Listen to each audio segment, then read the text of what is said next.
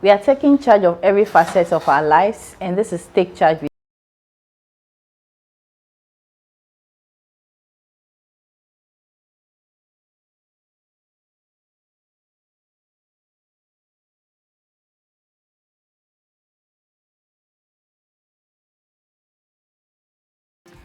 My name is Sophie, and in this episode, we'll be talking about investments in this particular climate.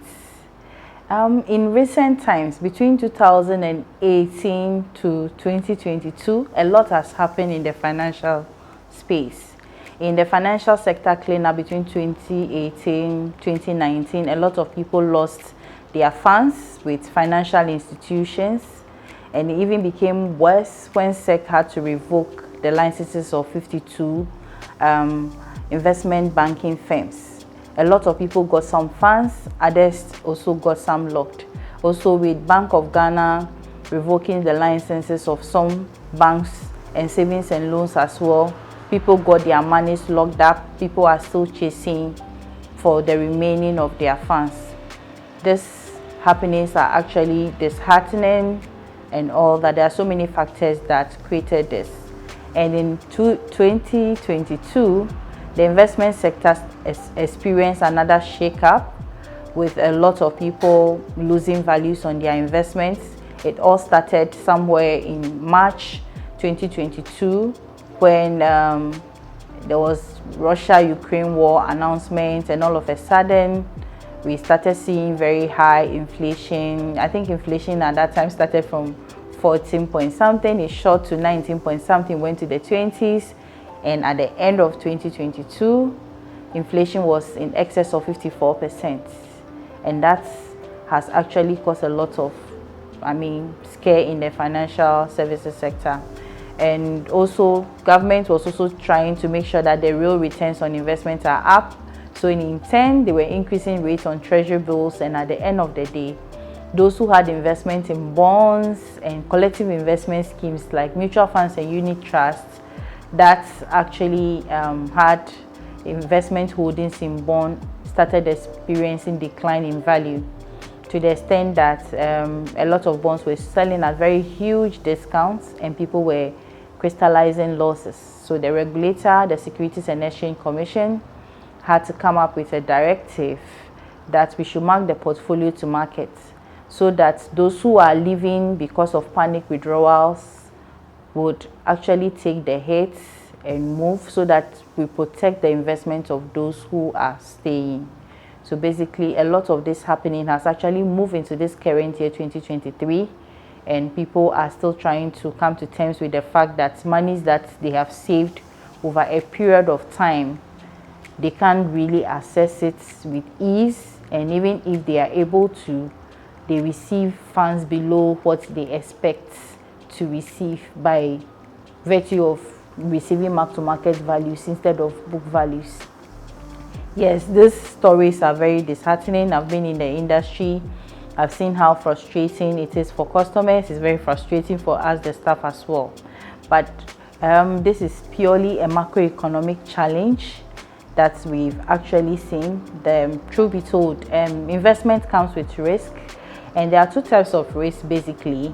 We have the systematic risk. Systematic risk is the risk that is inherent in investing in a particular economy. So if exchange rates, we have the cedi depreciating, we are all inside. If inflation is going up, we are all in the same economy.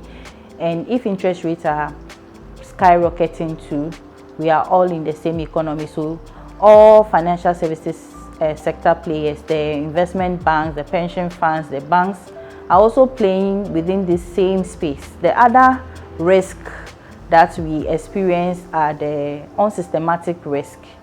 Unsystematic risk is the risk that is specific to the financial institution that you are investing with. So you realize that the financial sector cleanup that was done between 2018 2019, those ones were company specific risk.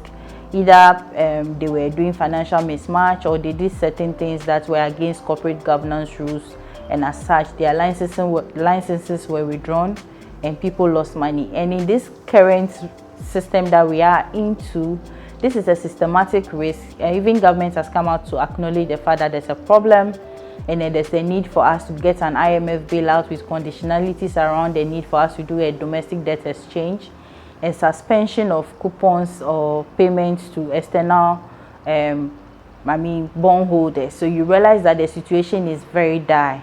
I know with all this that has happened, it is people have come to the point that they see that there's no need for me to invest again. If I actually have to sacrifice my consumption and put money aside, and then when I need it most, I can't have it, it becomes a little bit difficult. I understand how everybody feels. We are all frustrated because we are in this together. Our monies are locked up to and all that. But what I want to advise is that investments are good and they will continue to be good. Economies experience booms and busts. Sometimes there are recession, and sometimes you see that there's expansion. So it happened in different countries and all that. But as it stands now, we are still in the woods, we are still in the pain and all that. But I mean, how about those who never invested? Now that prices of goods have shot up, fuel prices have gone up and all that, at least those who have invested, some have lost some values, but at least there's something they can fall on to. How about those who didn't invest at all? So you agree with me that investments are good. The fact that we get our fingers bent doesn't mean that we shouldn't go to the kitchen to cook. I want to share this experience with you. I had an accident on the motorway last year, June. Sunday after church, I was in the car with my brother and we had the accident. So I told my brother I wasn't going to wear that dress again because I felt like there's something in the dress. I mean, I was just expressing my fears when I see the dress. And my brother said, but the car that was actually involved in the accident, you are still driving the car. Will you tell me that you won't drive the car? Then give it to me. That was when I realized that because of what happened, I was having this kind of phobia that, okay, maybe possibly there's something about the dress I was wearing or something. We all have some of these things that actually pop up in our minds and all that. So I know fingers have been bent because of what is happening and all that, but that should not stop us from investing. So now let's go back to what investment is. Investment is when you actually postpone consumption so that you can put money aside and invest for a future gain. And I know you did exactly that by cutting your expenses and putting money aside to invest before all this happened. So you did the right thing by investing. And then you realize that investments is a basic principle. It's sowing and reaping. When we're in the village, when people are farming and you don't farm, when it's time for harvest, you don't expect to enjoy their harvest with them. When people go for fishing and you don't go for fishing, when they come back with their bumper harvest, you are not part of those who enjoy from whatever it is that the fisher folks have brought in. So it's the same with investment. Yes, we acknowledge the fact that things are difficult. We acknowledge the fact that people have lost some form of values and all that on their investment, but we will continue to say that investment is good. It is a necessary condition for wealth creation. You cannot create wealth by just investing for a month or two. It is something that you have to do consistently over a period of time. But how should we go about investing? We should go about investing by, first of all, knowing why we want to invest. Maybe I want to invest because I want to buy a house. The money that I would be investing to buy a house is different from the money that I'll be investing if I just want to buy a wig. So you should know why you want to invest so that you can allocate the right amount of money to that investment. The same way, you need to establish how long you are supposed to invest. You know, sometimes people have, if you don't have enough money, you're a beginner investor, the collective investment schemes like the unit trust are useful. You can always do 50 cedis, 100 cedis and do a standing order, and it comes in handy. But there are also people who have bulk funds in volumes of thousands and even sometimes millions. Those ones, you need to know what financial instrument you're investing in. If it is a fixed deposit, whether you want to do it 6 months or a full year, or even get into bonds that will mature in 2-3 years and all that. I know very well that if you buy bonds, you'll be getting your coupons, and then at maturity you get your value. So you need to establish your investment time horizon. How long do you want to stay in that investment? So one of the lessons I actually picked up from what is happening on the market is that people bring in their working capital into investments that are capital market investments with a lot of volatilities. When I mean volatilities, like fluctuations, it can go up and come down. So if the money is for working capital, if the money is for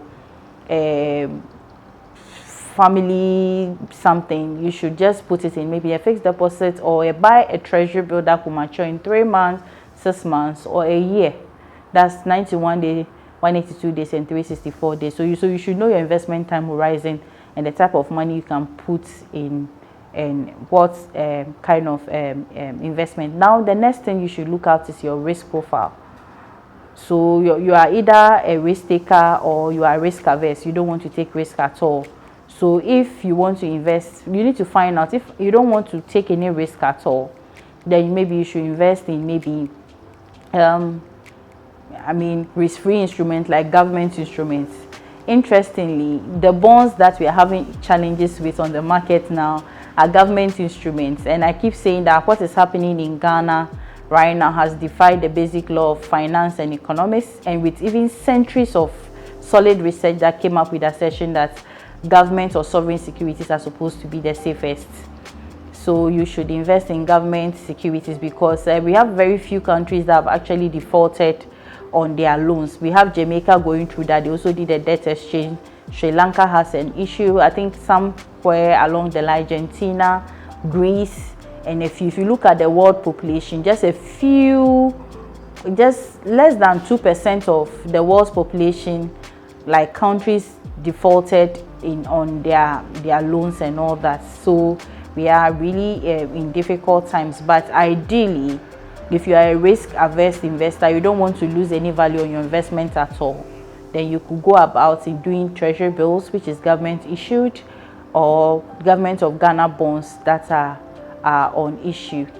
And before you invest, make sure that you understand very well how the features of the investment product is, how risky it is, and all that. And there's this assertion, mostly risk is defined as the expectation that your expected returns may not be met.